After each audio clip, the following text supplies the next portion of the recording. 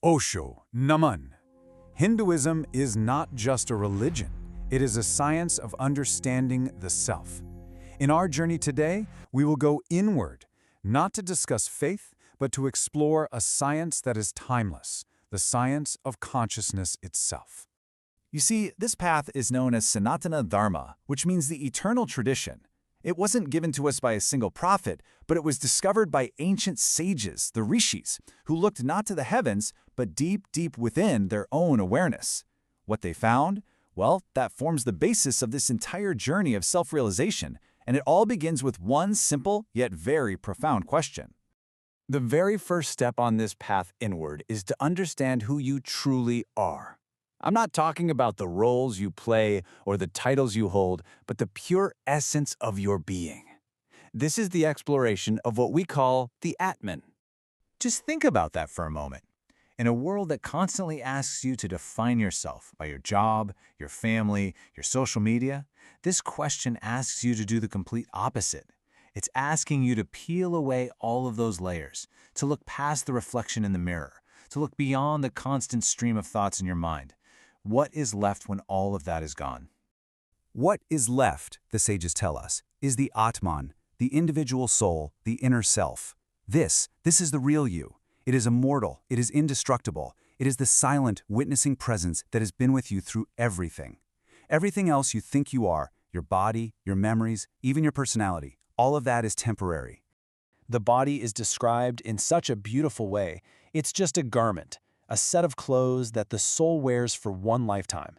And when this garment, this body, gets old and worn out, the soul simply discards it and puts on a new one. This is the great cycle of life, death, and rebirth. Just a grand journey of experience for the soul. Let this sink in very deeply. You are not the body. You are not the mind. You are the soul. You are the silent watcher behind the eyes, pure, unchanging awareness itself. Now, once we begin to get a feeling for this individual spark of consciousness within us, this Atman, a new question naturally comes up. Where does it come from? And this leads us to the vast, cosmic idea of Brahman. Here's a simple way to think about it. Imagine your Atman, your individual soul, is just a single drop of water. And Brahman is the entire infinite ocean. Now, that drop might seem separate for a little while, but its nature, its essence, its very substance is and always will be the ocean itself. You see, Brahman is the ultimate reality. It's the source that everything comes from, and it's what everything returns to. It's not some god sitting on a throne up in the sky. No. It is the very fabric of existence, the universal consciousness that is in every single atom of the cosmos. The ancient scriptures declare this ultimate truth with one incredibly powerful phrase, Tat Tvam Asi. It simply means, you are that. Your individual consciousness is not separate from the universal consciousness. The drop is the ocean. The Atman is Brahman. This is the ultimate realization. So, if we are all one with this ultimate reality, if the Atman really is Brahman, then why do we feel so separate, so alone, so caught up in a world of pain and pleasure? The answer to that mystery lies in a concept called Maya. Maya is the grand illusion. You can think of it as a kind of cosmic magic that hides the true reality of oneness, and instead it projects this world of different names and forms, making it seem like this is the only reality. It's the divine play that allows the one to appear as the many. And it's this shimmering veil of Maya that creates the ego. That very powerful feeling of being a separate I. This sense of I and mine is what makes us forget our true divine nature. This illusion of being separate is said to be the root of all human suffering. Okay, so here we are, eternal souls, covered by a veil of illusion, traveling through this great cosmic play. How do we navigate it all? Well, there are two core principles that act as a kind of guidance system for our existence within Maya: karma and dharma. Karma is the universe's basic law of action and reaction.